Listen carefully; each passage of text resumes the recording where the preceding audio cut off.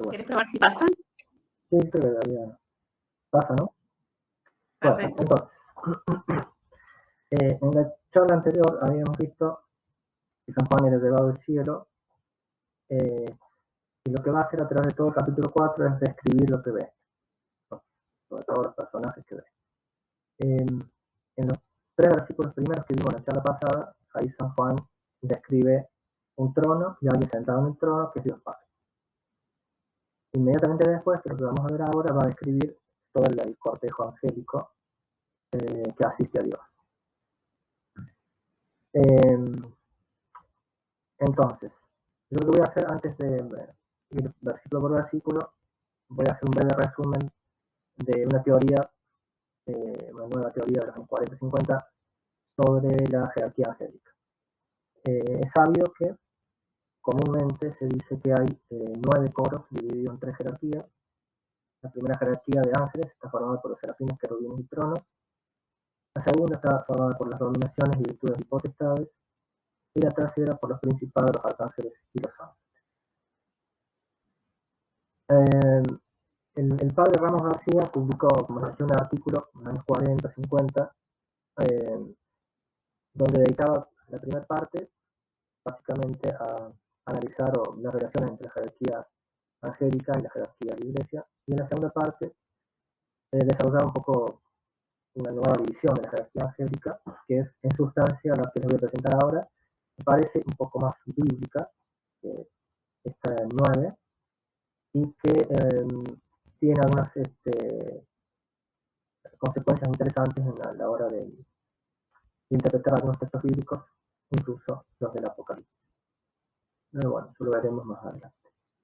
Entonces, en sustancia, ¿qué es lo que dice el padre Ramos García? Él dice, primero, no hay unanimidad al respecto, no es una doctrina cierta, teológicamente cierta, ni mucho ni nada de eso, ni mucho menos un dogma, de que sean 9. Cita a San Agustín, que confiesa su ignorancia al respecto.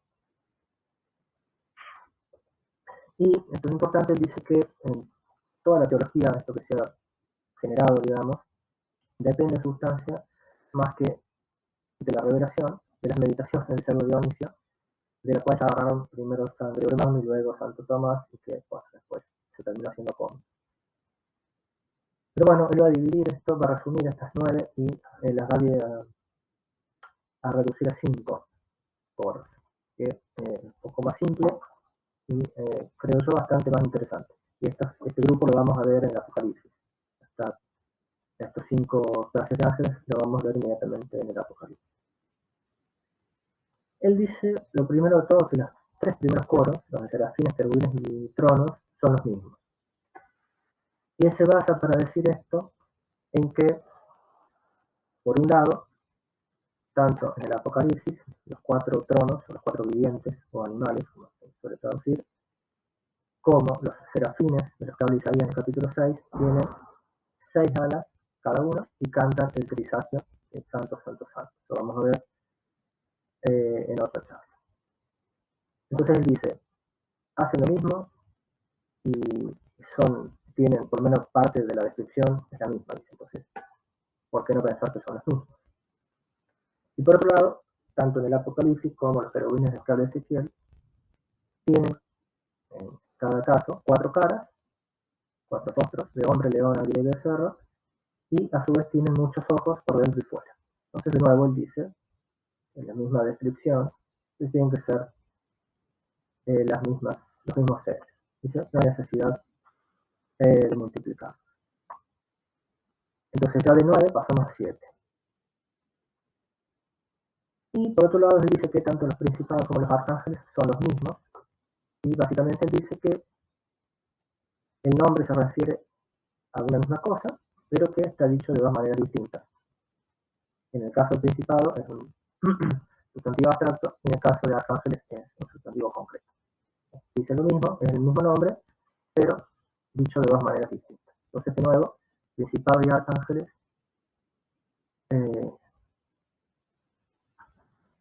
arcángeles significaría ángeles príncipes, digamos. O sea, es el mismo nombre que principado. No hay necesidad tampoco de distinguir estas cosas. Y ya que ahí lo tendremos 6. A ver si uno más queda 6 y faltaría uno. Entonces él dice que ángeles como coro no existe, que es un término común que va a incluir tanto los arcángeles como las virtudes. Y una de las pruebas es que uno de los arcángeles, por lo menos, que es el ángel, que es San Gabriel, es llamado ángel cuando, por ejemplo, se le aparece a nuestro Señor en el momento de la anunciación, así que el ángel se le aparece. Entonces, no hay necesidad de distinguir los ángeles de los arcángeles. De hecho, ángel en un término significa enviado o nuncio, ¿sí? Y esto vamos a ver que se aplica perfectamente tanto a los arcángeles como a las virtudes. Entonces, dice el padre Ramos García: en la jerarquía angélica hay que distinguir 5 categorías repartidas en 3 órdenes, en 3 grupos. Las categorías son estas 5: tronos, señores, ¿sí? Ahí de dominaciones, que es la misma palabra, dominus, significa señor, las potestades, los príncipes y las virtudes. Los tronos, esos son un orden aparte, está directamente relacionado con la divinidad, son el trono de Dios, como su nombre lo indica. Los señores, junto con las potestades que están a su cargo, forman el orden de las dominaciones, y él dice, estos son ángeles asistentes o contemplativos. Y por otro lado tenemos otra orden que es de los activos, que está formado por los príncipes que tienen a su cargo las virtudes y forman el orden de los principados. Estos son los ángeles enviados a los hombres, encargados por Dios a asistir y revelar a los hombres. Entonces tenemos los tronos que asisten directamente a la divinidad, y después dos grandes grupos, uno más contemplativo, que asiste directamente ante el trono de Dios, y los otros que son los señores junto con las potestades, y otro más activo, una orden si se quiere contemplativa, que son los que Dios envía a la tierra de los hombres. Continúa Ramos García y dice: por algo a los 7 arcángeles o ángeles príncipes se les llama los ángeles de las virtudes, porque los tienen a su cargo las virtudes. Y por este patrón a los 24 señores, ya vamos a ver enseguida que son 24, dice el Apocalipsis, los concebimos aquí como los ángeles de las potestades, que tienen a su cargo las potestades.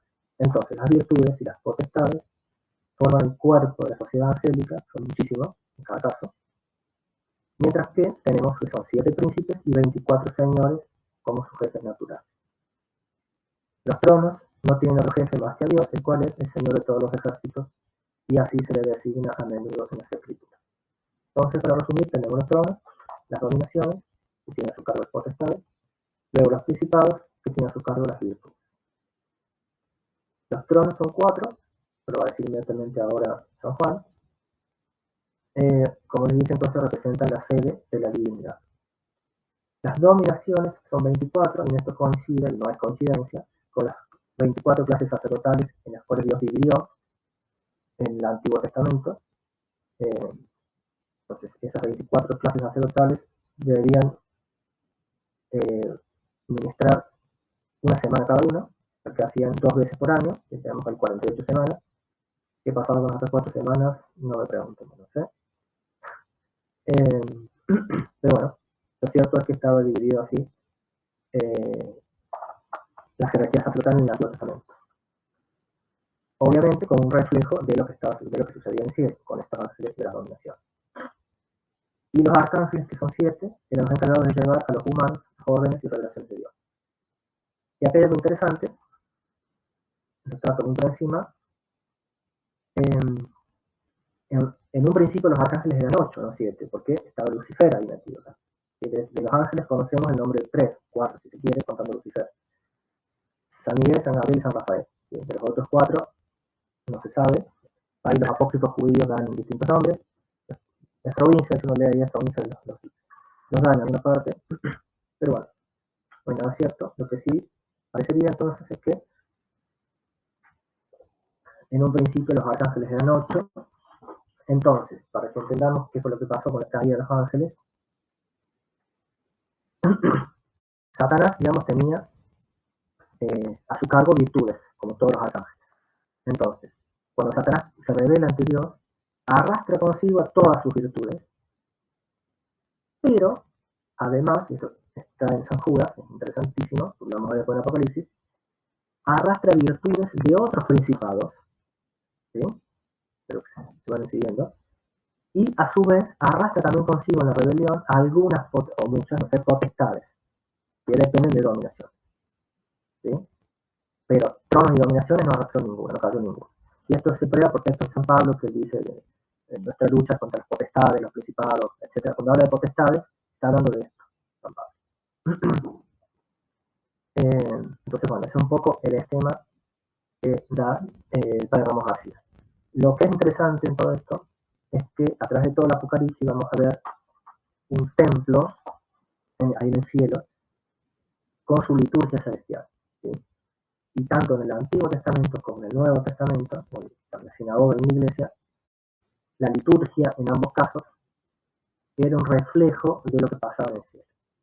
Incluso la liturgia católica, como vamos a ver enseguida, es un fiel reflejo de todo esto que describe acá San Juan, que es muy interesante. Entonces, el obispo sentado en su sede sería Dios Padre, los sacerdotes que le asisten y celebran junto con él serían las 24 dominaciones, por eso es que Dios divide en 24, como les dije, las clases sacerdotales del Antiguo Testamento, y luego los diáconos, junto con el resto de los levitas, diáconos, acólitos, etc., son los encargados de llevar al pueblo las órdenes de los obispos y de elevar las necesidades y deseos del pueblo.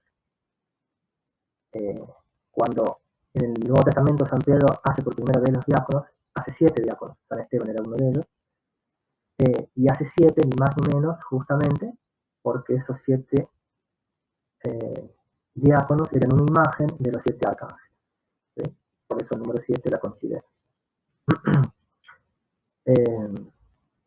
Entonces, para resumir, esto lo dice Don Andrea en un libro extraordinario. Él dice esto, resumiendo lo que acabo de decir. Este es el espectáculo cuyo tipo sagrado celebra San Juan en su Apocalipsis, hablando de la liturgia católica. Dice, un trono pontifical, 24 ancianos sentados alrededor, un altar erigido en el centro, la voz de los mártires resonando bajo el altar. Esto lo vamos a ver en el capítulo 6, cuando veamos los mártires del quinto sello. Él dice que San Juan ve debajo del altar la voz de los mártires que claman justicia. Y dicho sea de paso, esta es la razón por la cual la iglesia, y no solo la iglesia, sino también la sinagoga, ofrecía, digamos, la liturgia, sus ritos, debajo, o encima, mejor dicho, de las tumbas de los mártires y de los santos. En el caso nuestro, es muy conocido, el tema de todas las misas. En todo altar hay un ara con reliquias de mártires. En el caso del Antiguo Testamento, no es un tema muy conocido, pero lo trae un autor estadounidense. Él dice, por ejemplo, que la última cena, nuestro Señor la da, como la da en el cenáculo, él dice, debajo del cenáculo estaban enterrados reyes como David, Salomón, etc. Entonces, es la misma idea siempre. O sea, de hecho, que está la tumba del rey David, no sé si decir cuerpo, pero sí la tumba, debajo del cenáculo, basta ir allá hoy en día a verlo, lo puede ver cualquiera, uno baja del cenáculo, sale por fuera ahí y ahí nomás puede entrar por una puertita y ve ahí a judíos rezando ante una tumba, que es la tumba de David. Digo, entonces, la idea de que, luego, de los mártires bajo el altar, es algo que de ahí toma tanto digo el Antiguo como el Nuevo Testamento. Después tenemos 7 candelabros ardientes, que son los 7 espíritus de los diáconos, dispuestos a descender donde sean enviados. Y finalmente, bajo los ojos del pontífice del Senado, la multitud y el pueblo de los elegidos cantando su cántico con arpas de oro, es lo que vamos a ver que hacen después la multitud de ángeles, digamos. Entonces, en resumen, él dice, una misa pontifical es un fiel reflejo de esa liturgia celestial. Así que, bueno, y este es un poco entonces un resumen que les hago de lo que vamos a ver de ahora en adelante, de estos, de los ángeles, digamos, que va a describir ahora San Juan. Por eso ahora ya en el capítulo 4, en el versículo 4 empezamos, y dice San Juan, y vi alrededor del trono 24 tronos, y sobre los tronos 24 ancianos sentados, vestidos con vestiduras blancas, y sobre sus cabezas coronas de oro. Como les digo, ahora en esto vamos a ver estos 4 o 5 versículos, que tal vez no haya muchos, así que más que nada voy a poder citar autores, porque es más que nada una descripción de los ángeles. Ramos García dice, sobre los 7 arcángeles o ejecutores de los decretos del Señor de San Juan a 24 ancianos, que son sus consejeros natos. Consejeros digo no en el sentido de que Dios tome consejos de ellos, quien fue jamás su consejero, dice Isaías, sino en el sentido de que comunica con ellos sus consejos adorables para que le alaben y glorifiquen por ellos, como se ve tantas veces en el Apocalipsis. A todo miente sigue diciendo Ramos García, estos 24 ancianos no son hombres bienaventurados, como he opinado alguna vez, y es, en realidad acá toda la biblioteca está dividida en dos. Una buena parte del padre de la iglesia dice que son hombres bienaventurados, y el resto dice que son ángeles. Hay bastantes razones, creo yo, para decidirse por la opción de los ángeles. Algunas las vamos a ver un poquito más adelante. Pero bueno, una de ellas, no lo recuerdo, es que algunos dicen que esos 24 ancianos son los 12 jefes del Antiguo Testamento, las 12 patriarcas, digamos, de Israel, y los 12 apóstoles. Entonces, en ese caso, San Juan se estaría viendo a sí mismo, como que no tiene mucho sentido, digamos. Entonces, vuelvo. A todo mi entender, estos 24 ancianos no son hombres bienaventurados, sino ángeles de una categoría superior, los domini o grandes señores de la sociedad angélica, como lo expresó San Juan al contestar a uno de ellos que le preguntaba quiénes eran y de dónde habían venido los santos que venían con vestiduras blancas. Vamos a ver después en el capítulo 7, cuando entran en procesión los mártires del anticristo ahí, al templo. Entonces, un ángel que habla con San Juan le dice, ¿y estos quiénes son? Y San Juan dice, Señor mío, tú lo sabes. Entonces ahí explica y dice, estos son los que vienen de la gran tribulación y lavaron sus vestidos con la sangre del cordero, etc. Entonces cuando le dice Señor mío, de acá se agarra Ramos García para decir, este era uno de los 24 señores o dominaciones, que son, es el significado. Entonces, y de estos señores tomaría nombre el orden de las dominaciones, que San Juan no podía omitir de ningún modo en la descripción de la curia celestial. Bien. Me acabo de repetir.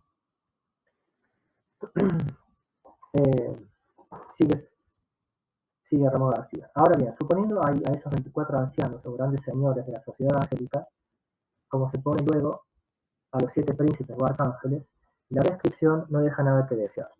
Así como los 7 arcángeles comprenden bajo sí el orden de las virtudes, así los 24 señores comprenden bajo sí el orden de las potestades. Y tenemos perfectamente encuadradas las 5 categorías antes señaladas, a saber, los tronos, los 4 animales misteriosos, los 24 señores, con sendas legiones de ángeles y llamadas potestades, y los 7 príncipes o arcángeles con sendos ejércitos celestiales llamados fuerzas o virtudes. A estas potestades y virtudes San Juan las señala genéricamente en las multitudes de ángeles que rodean el trono de Dios. Como cada uno de los 7 príncipes con sus respectivas fuerzas o virtudes forma un principado, así cada uno de los 24 señores con sus respectivas potestades forma una dominación o dominio. Bueno, entonces es en concreto lo que el esquema de padre Ramos García. Dice el padre Aló, hablando de estos 24 ancianos, dice, por el origen y la función de los ancianos, primero hay una relación ahí seguramente con Moisés y sus asistentes, refiere, como todo el mundo, a las 24 clases sacerdotales que dividió Dios en el Antiguo Testamento. Estos ancianos han dado materia a muchas interpretaciones, las figuras tradicionales responden al Senado de Dios, de que hablan Isaías y Daniel. Bueno, ahí habla de algunos autores medievales que han visto, como les decía, los 12 tribus y los 12 apóstoles. El padre Jelín dice, los 24 ancianos están subordinados a los animales, son los tronos, los querubines, los serafines, los mismos, y dice, constituyen una suerte de senado angélico que sigue desde el cielo la historia humana y el progreso del reino de Dios en el mundo. Padre von Sirven dice, estos personajes a los que el vidente se dirige tan respetuosamente, ciertamente están muy por encima de la dignidad humana. Se les puede relacionar con los ancianos de Yahvé, ante quienes Isaías ve resplandecer la gloria divina después de la consumación suprema. Sin embargo, dice, al interesarse por los destinos de la Iglesia no carecen de vínculo con ellos. El número 24 recuerda las 24 familias sacerdotales, cada una de las cuales tenía su jefe. Más aún los 12 apóstoles y las 12 tribus como la Jerusalén celestial. Pueden verse en estos hombres glorificados. Los únicos que veremos en el cielo son mártires. Y este es un punto también a favor de que son ángeles. Sería pues más indicado reconocer en ellos seres celestiales, representantes de los hombres encargados de sus intereses. Y que bueno, tenemos en la primera de ese grupo esos 24 ancianos que son como la clase sacerdotal, el senado de Dios, etc. Dice, y del trono salen, continúa San Juan, relámpagos y voces y truenos. Y 7 antorchas de fuego arden delante del trono, que son los 7 espíritus de Dios.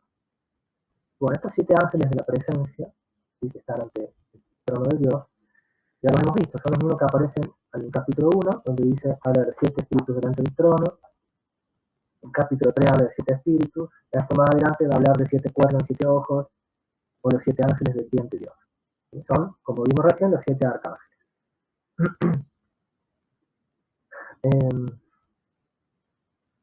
Y estos 7 arcángeles estaban figurados en la famosa menorá del templo de Salomón, y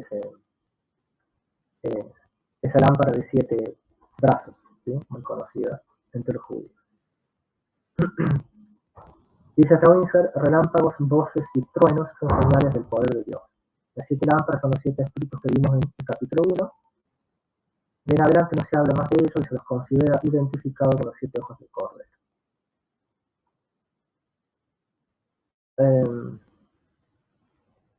Bueno, es un poco más de lo mismo. Lichtenhauser a lápide dice que las 7 lámparas aluden a las luces del candelabro que, como dije, estaban en el tabernáculo de Moisés y en el templo de Salomón, que a su vez representaban los 7 planetas.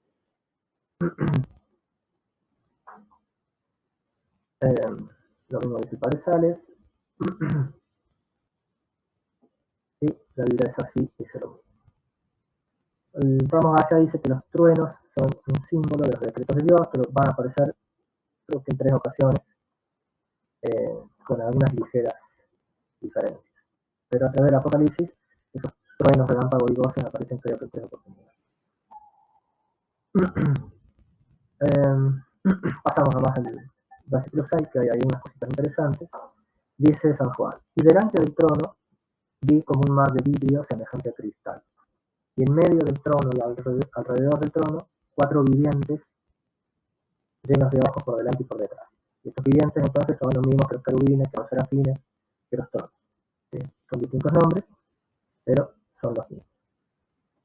De hecho, Flavio Josefo llama a los querubines vivientes alados, lo cual confirmaría una vez más la identidad entre los vivientes que ve San Juan y los querubines. Y acá los autores van a empezar a notar todas las similitudes que tienen estos 4 vivientes con los que vieron Isaías y Ezequiel, e incluso agregan algunos otro grupo de ángeles llamado Fanim, que debería, creo que está relacionado con los ojos, pero eso ya es un apócrifo, así que, pero bueno. No, Fanim ruedas, no, claro. Dice el Padre Alba, no hay dudas sobre el origen de la figura de los animales. El término griego se puede traducir como animales o vivientes. Traduce una forma, otra. Dice, son los querubines de Ezequiel combinados con los Fanim del mismo profeta y los apócrifos. Con los egregores o vigilantes de la tradición y los serafines de Isaías. Siempre los mismos personajes con distintos nombres. Dice Aló con respecto al mar de vidrio. El mar de vidrio, dice, es evidentemente el firmamento, es decir, las aguas superiores, el océano celeste del que habla el Testamento de Leví, según las ideas cosmológicas antiguas. Forman como el parque del templo celestial sobre el que reposa el trono de Dios. ¿Sí? Entonces, cuando Dios divide las aguas superiores de las inferiores por medio del firmamento, bueno, esas aguas superiores forman este mar de vidrio, digamos. Que después, capítulo creo que 15, vamos a ver que está muy relacionado con el paso por el Mar Rojo de los judíos y demás. Hay ahí una relación interesante. Cuesta mucho ahí los autores hacerse una idea de cómo están distribuidos todos los 4 animales, los 24 ancianos, los 7, por la forma en que los dice San Juan es difícil imaginárselo, así que bueno, vamos a ver algunas teorías ahí de algunos autores. Alápide dice, en medio del trono, dice, es lo mismo que dentro del ámbito del trono, como si fuera un santuario. Entonces, como que estaban primero esos 4 y después alrededor los otros 24 ancianos. Alrededor significa que los 4 animales no estaban en un solo lugar, sino distribuidos por los 4 ángulos y costados del trono. Que obviamente el trono de Dios, digamos, hay algunos autores que dicen como que hay uno en cada lado de la silla y 2 adelante, digamos, formando casi un semicírculo. Y después otro semicírculo con los 24 ancianos. La Biblia de Sassi dice acá algo interesante. Dice, había también delante del trono como un mar de vidrio semejante a cristal. Antes de decir que en este mar será bueno señalar algo que puede servir para esclarecer este y muchos otros pasajes. Lo que vio San Juan en el cielo, que es el templo de Dios, es como estaban en el templo que Salomón le había consagrado. San Juan ve a Dios sentado sobre su trono, de la misma manera que estaba el propiciatorio en medio de los querubines, y en el templo, en el Santo Santorum, estaba el propiciatorio y estaban los 2 querubines cuyas alas se tocaban mutuamente. Dice, ve a Dios sentado sobre su trono. Los 24 ancianos son los 24 jefes de los caminos sacerdotales que salían del templo. Las 7 lámparas ardientes son las que estaban iluminadas sobre el candelabro de oro. Este mar es llamado así a semejanza del mar de bronce, lleno de agua, que Salomón había puesto en el templo, así como Moisés había hecho en el tabernáculo que servía para que los sacerdotes se laven antes de ofrecer los sacrificios a Dios. Entonces, como vemos, todo esto que está describiendo San Juan acá tiene su réplica en el templo de Salomón, e incluso algunas cosas de estas las vemos en la liturgia católica, el sacerdote se lava las manos antes de empezar la misa, etc.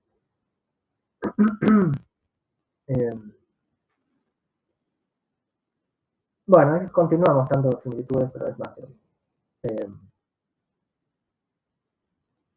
En la Biblia de Vence dice, y delante del trono con un mar de vidrio semejante a cristal, es sobre este mar que San Juan ve a continuación a los vencedores de la bestia, lo que decía recién en el capítulo 15, y San Pablo dice que Jesucristo subió por encima de todos los cielos, encumbrado sobre los cielos.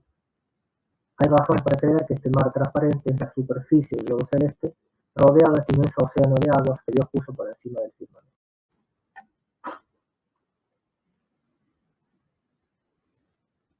Y en otra parte intenta describir un poco cómo estaban divididos los ángeles acá, y dice, se puede concebir la disposición de los 4 animales de esta manera, 2 ante el trono y 2 a ambos lados, de forma que los 4 formen un semicírculo alrededor del trono, y 2 de ellos están en medio del trono, es decir, en medio del semicírculo que rodea el trono.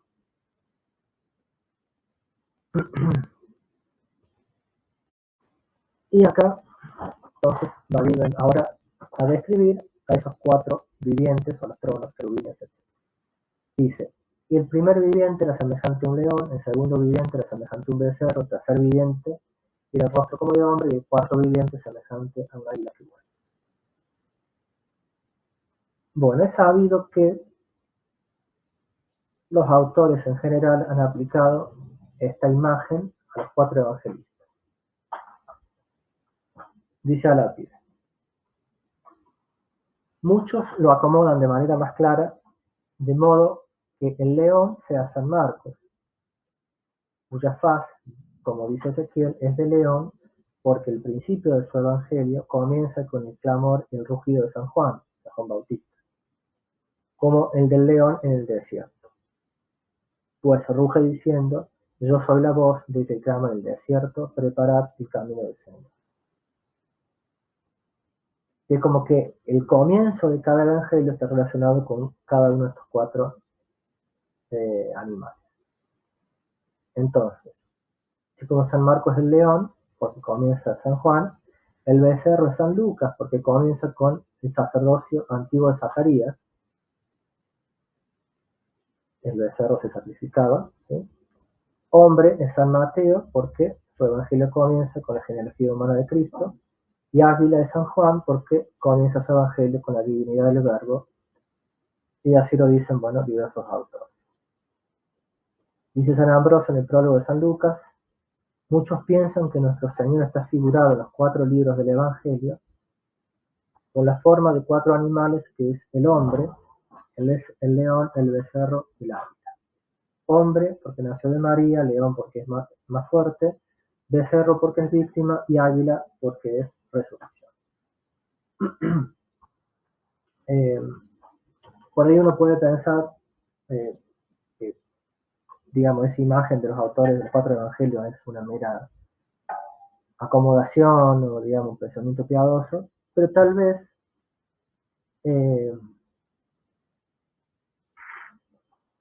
Dios escribió los 4 evangelios con esas características para hacer un reflejo de los 4 animales estos que describe San Juan, o al revés, tal vez mejor. Dios creó a los 4 vivientes con esas características porque iban a ser una imagen de los 4 evangelios que iba a escribir, narrando la vida de este Señor.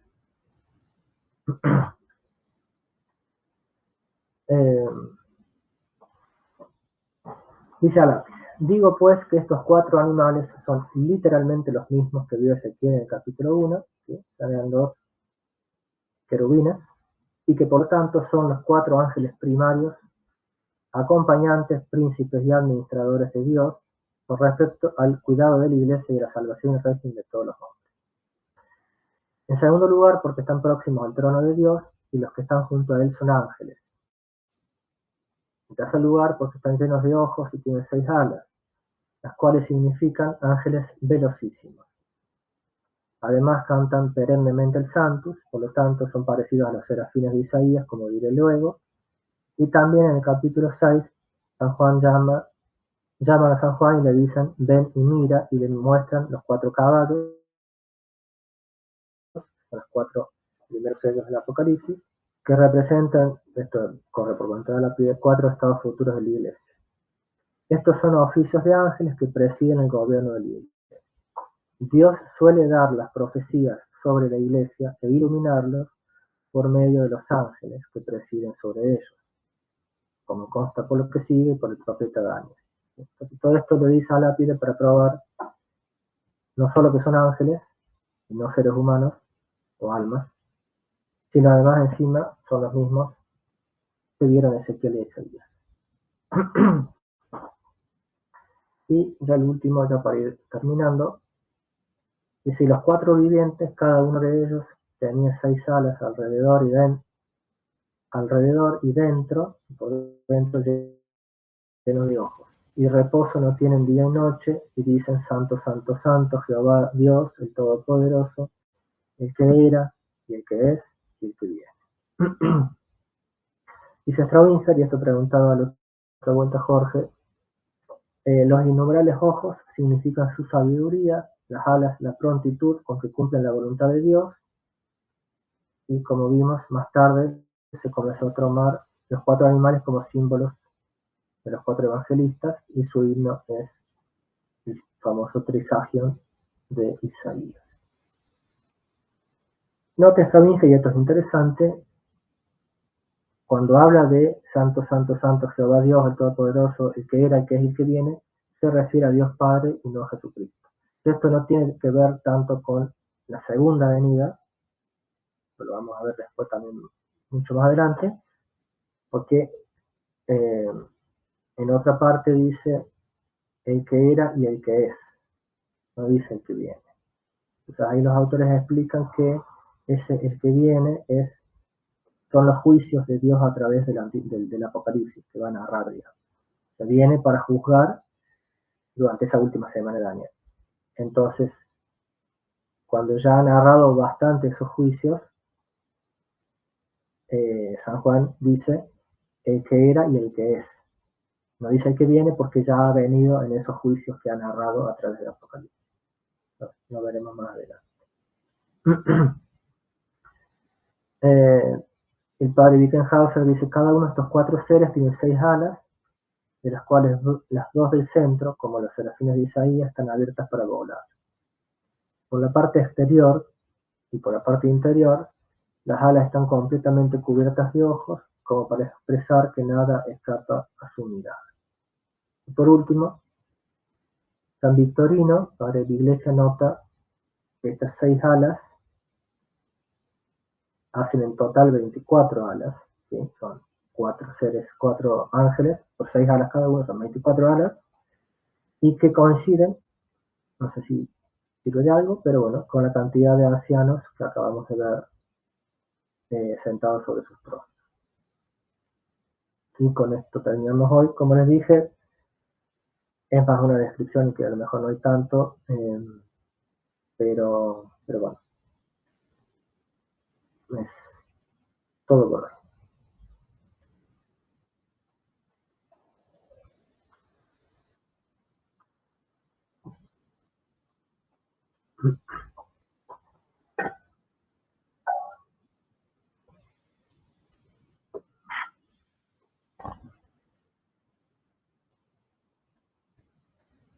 No. Tenés los tronos, las dominaciones, las potestades que están a cargo o dependen de las dominaciones, después tenés los arcángeles y las virtudes que dependen de los arcángeles.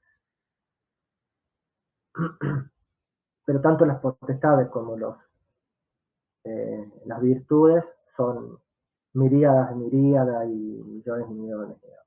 Eso ya es, digamos, lo saca Ramos García ahí de un versículo del Apocalipsis que vamos a ver más adelante, en la próxima charla, creo. Pero bueno, sí. No sé, yo cuando leí dije, está interesante esa nueva división que hace porque es cierto que parece un poco artificial esa 9. De hecho, es como que tampoco si uno lee los comentarios, la explicación de los autores, muchos no se ponen de acuerdo qué hace cada uno, digamos. Entonces, y esta parece un poquito más bíblica y hay hay 2 o 3 conclusiones interesantes, o más tal vez interesantes, digamos, de todo este esquema. Algunos de ellos incluso para interpretar después el Apocalipsis. Así que, por lo menos a mí.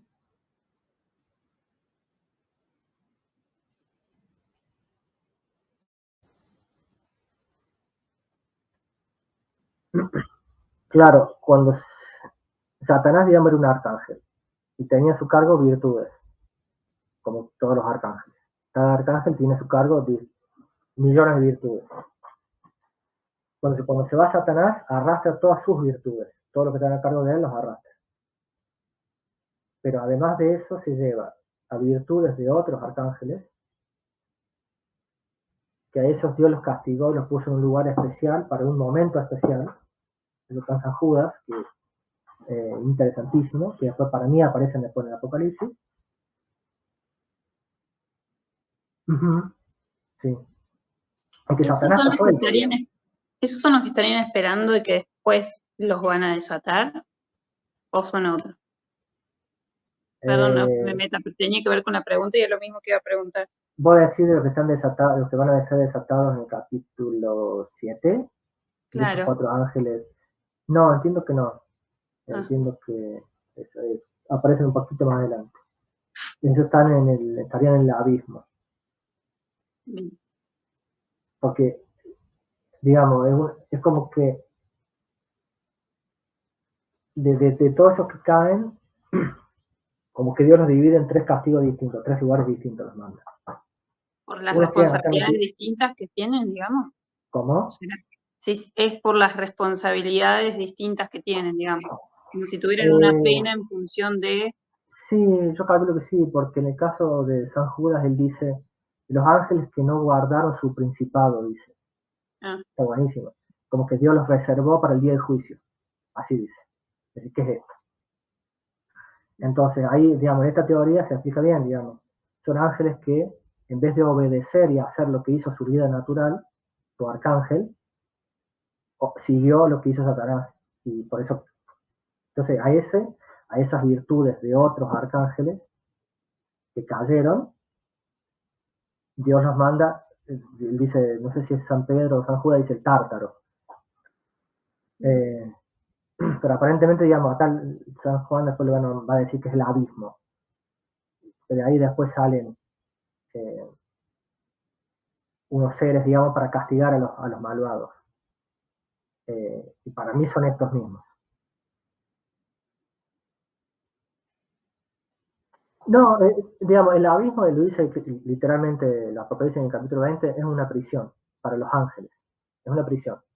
Por eso es tanto para hablar, porque ¿se acuerdan cuando el Señor hace uno de los milagros, de los puercos, que le saca a un endemoniado del coso y le dice que lo envían los puercos, y le dice, no nos envíes al abismo, le dicen los cosos. Porque es una prisión, y ellos preferían estar sueltos acá en la tierra, o en el desierto, o en animales, o en hombres, digamos, y que no los van al abismo, porque es una prisión. De hecho, Satanás después, durante el milenio, va a estar en el abismo, que es una prisión para los ángeles.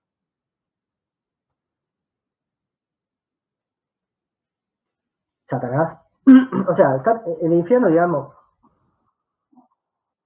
sí, pero digo, porque a su vez, en realidad tenés el abismo, el Hades y el lago de azufre, que nosotros es lo que generalmente decimos infierno. Esos son los tres nombres que da el Apocalipsis. Entonces, el abismo es como una prisión, de comillas, temporal, para ángeles. El Hades es una prisión, si se quiere, temporal, entre comillas, estoy diciendo, para las almas humanas. Y después de la resurrección van a ir todos los ángeles caídos y las almas esas ya resucitadas, condenadas, al lago de fuego y azufre, que ahí ya no salen más. Ese es el esquema del Apocalipsis, lo dice Atraminge, lo dicen varios autores, digamos. Entonces, en el abismo van solamente, digamos, entonces llegan tres grupos. Uno queda acá en la tierra, que es Satanás, con algunas potestades y sus virtudes seguramente, que son los que tientan, los que todos sabemos. Los otros son esas virtudes que no siguieron a sus líderes naturales, que Dios les manda al abismo, los reserva para el día de juicio. Y el otro sería los que están a lo mejor me imagino yo, en el Hades, torturando y a las almas y demás, de condenados, digamos.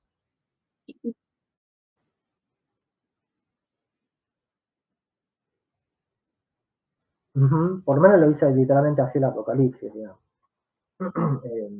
Sí.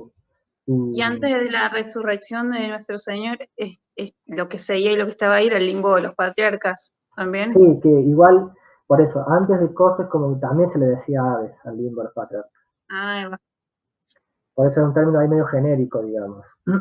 Pero sí, el lugar donde estaban los santos era el seno de Abraham o el limbo de los patriarcas. Y sé que nos vamos de tema, pero ya que estamos ahí, se me vino también el limbo de los niños. Ahí también dentro del Hades. No sé dónde, pero por ahí estará, sí. Sí, no, resucitar van a resucitar, pero hay toda una discusión ahí. Hay toda una discusión, no sé. Generalmente se cree que no, van a tener una felicidad natural nada más, incluso resucitados. Sé que hay una opinión minoritaria que dice que en realidad no existe el limbo de los niños, y bueno, es toda una cuestión. Yo no me meto ahí. No he estudiado lo suficiente. Así que más o menos ese es el esquema. Entonces, entre otras tantas cosas, mal no recuerdo, había creo que un sermón de San Vicente Ferrer, que él daba a entender, digamos, que cuando habla de la tercera parte de los ángeles que cae, que muchos dicen un tercio de los ángeles de los que cayeron, porque, digamos, en el capítulo 12 vamos a ver esa guerra de Satanás con San Miguel, y que los expulsa, digamos, del cielo, San Miguel a Satanás y a todos sus séquitos, digamos, y que ya no entran más. Y que ella arrastra, dice, la tercera parte con él, algo así, dice, ¿no? Entonces, lo que da de entender San Vicente Ferrer, o que yo concluí con este esquema o que demás, es que no es que cayó la tercera parte de todos los ángeles al momento de la caída, sino que los que cayeron fueron divididos en tres partes y una de esas tres partes va a ser arrojada del cielo. Eso va a ser durante después, pero es durante las últimas semanas de Daniel, digamos. Entonces, no es como que la tercera parte de los ángeles de total cayó, sino que una de esas tres partes va a ser arrojada del cielo, porque tiene acceso al cielo todavía Satanás y demás. Es una cosa eso, para tener en cuenta por ahí. Pues no sé si lo decía San Vicente Ferrer en ese sermón o yo lo concluí con lo que él decía, pero Interesante igual. sí, está a tener en cuenta, me parece. ¿Vos tenés Así otra, que, Fran?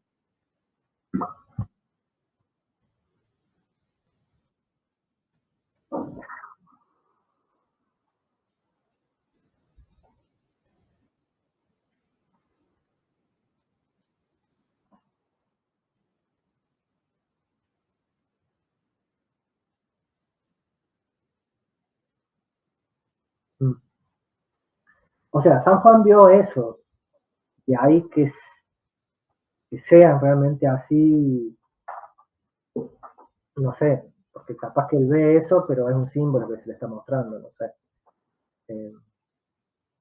Después hay una cosa interesante que no dije, que Ezequiel, cuando habla de los querubines, él dice que, en realidad dice que tienen 4 alas,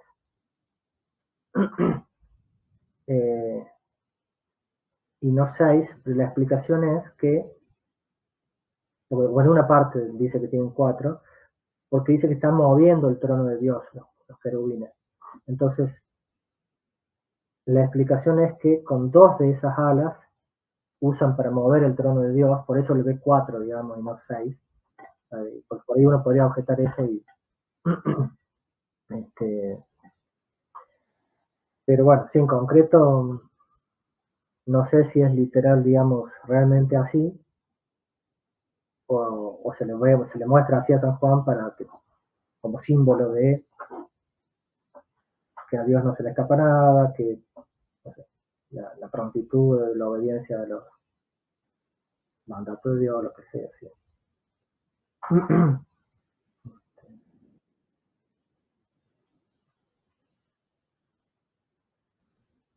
Bueno, yo tengo un par, no sé si preguntas. Hay una que la respondiste. ¿Se me escucha bien, no? A ver. Una que le respondiste, que tenía que ver con la reliquia en el altar. La verdad, bueno, estoy maravillada con todo lo que fuiste describiendo y todos los... Está buenísimo, sí. Bueno, es increíble. De hecho hay un librito ahí, libro grandote, uno que traduje de este sacerdote, que él prácticamente muestra,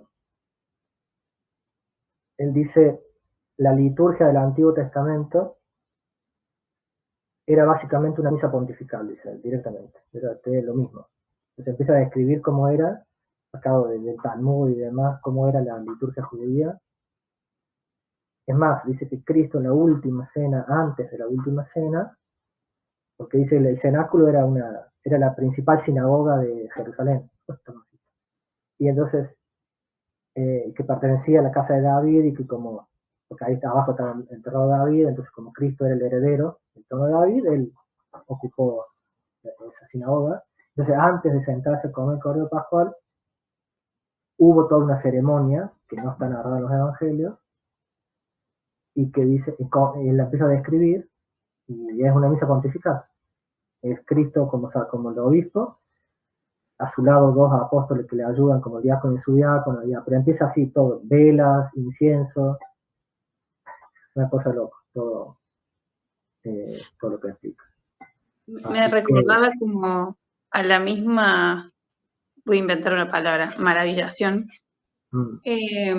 cuando supe lo que era un pesebre, qué lugar tenía un pesebre en ese momento, el sacrificio del primer cordero perfecto, y también como realmente no se escapa nada, ni un detalle que puede ser tan pequeño, es hasta la matemática que también describes ahí. Y también me esclareciste quiénes eran estos 24 sacerdotes. Así que en ese sentido me parece que fue muy bueno que pudieras hacer toda esta descripción. Y después, cuando pensaba en el mar de vidrio, tiene que ver con la clasificación de los cielos que mencionabas la charla pasada. Bueno, sí, es que toda esa descripción es el segundo cielo. Ahí va. No es ni la visión beatífica ni el cielo que vemos desde este lado, digamos. Es el cielo, digamos, donde está el trono de Dios, que es lo que está describiendo San Juan. Que acá obviamente no se ve, y que hay como toda una liturgia todo el tiempo ahí. No tiene idea, digamos, pero por eso otra cosa interesante es que cuando, creo que le dije ya la pasada, que cuando Dios le pide a Moisés que haga una réplica de todo lo que vio, o sea, Moisés vio todo esto que está viendo San Juan, o en mayor o menor medida, digamos. Entonces, cuando Moisés hace la réplica, el primero el tabernáculo y después Salomón hace el templo, lo hacen en base al templo celestial, a este que está escribiendo San Juan.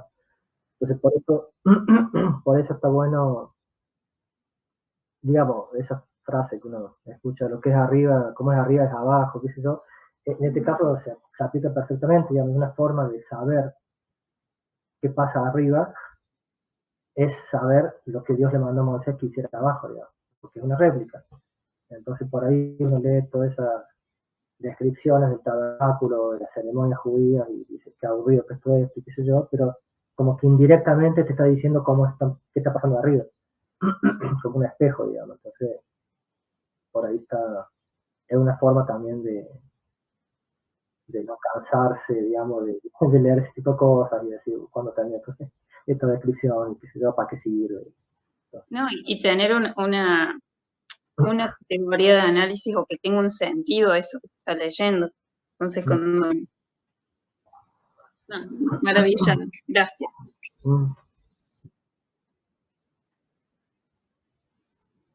Sí, bueno, San Juan dice en el capítulo 11 que tiene un santo y un santo de los santos, creo, y que el patio exterior como que queda afuera, digamos, para los gentiles, qué sé yo, que lo pisoteen. O sea que sí, va a tener lo mismo, que la misma estructura el santo y el santuario, que es el santo y el santo de los santos, y después un patio exterior, digamos, qué sé yo, sí, sí, seguramente va a ser como era antes, digamos, más o menos, porque no hay necesidad no veo la razón de modificar demasiado. Incluso el autor este decía, él decía que, digamos, todas las sinagogas que los judíos iban fundando por todo el mundo, en la época de antes de Cristo, la estructura, dice, eran muy parecidas al templo, digamos, estaba más o menos algo muy parecido al templo, y él dice, los templos católicos son exactamente igual que los templos de la sinagoga. Dice, lo único que varía es el tema del altar. Dice. En el templo católico está el altar y demás, pero vos le sacás el altar a un templo católico y es una sinagoga, tranquilamente. O sea, es como que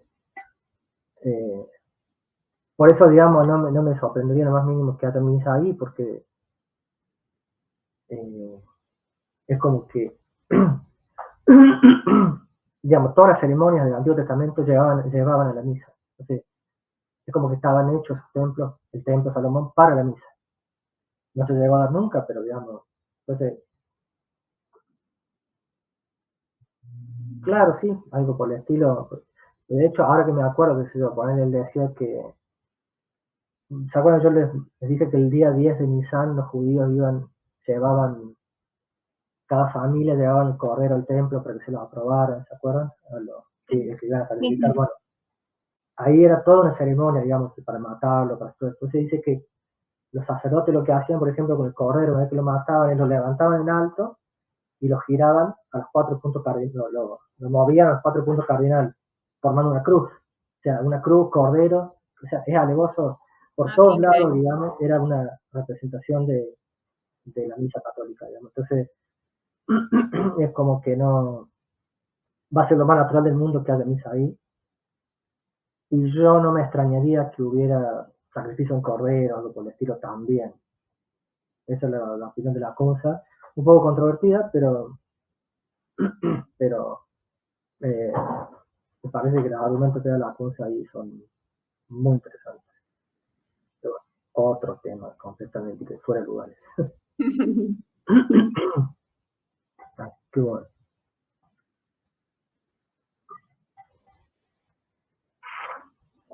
Ah, ¿y qué? ¿No te paró por después de 45 minutos de hace más? ¿Qué preguntas? Qué Te voy a nivel. preguntar si para la próxima. Mm, mm. No sé. Una hora debe hacer. Mm. Bueno. Gracias por la paciencia, Cristian, y por retomar desde el principio. No, Pobrecito. esperemos, bueno, que sirva de algo. Pues subirlo entonces o... Ah, no, pasárselo a Juan José.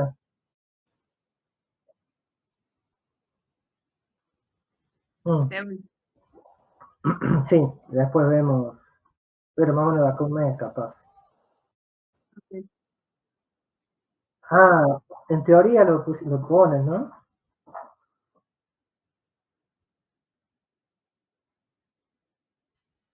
Ujú. Sí, algo, Creo una que cosa por buena. decreto lo habían puesto ya igual, ¿o no? Creo que vi algo. O sea, yo entendí como que el decreto decía que iban a dar feriados que cayeran en domingo, lo iban a pasar el viernes o el lunes. Eso decía el decreto, pero en concreto no pusieron qué feriado va a ser y demás. Creo que Ahí va. falta eso, me parece. No, pero esos son feriados nacionales.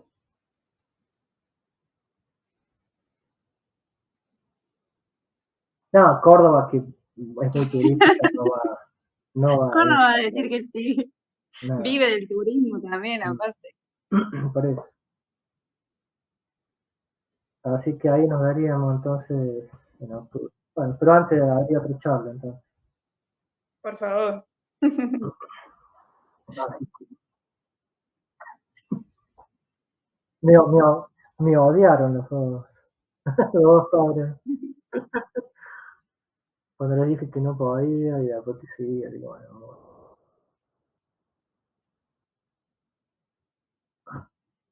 mm,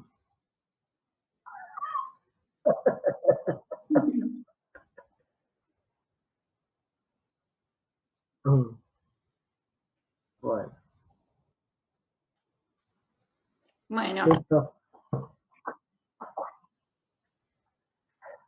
Muchas gracias, Lisa. Listo. Nos estamos viendo entonces en la próxima, ¿eh? gente, Que anden bien. sí.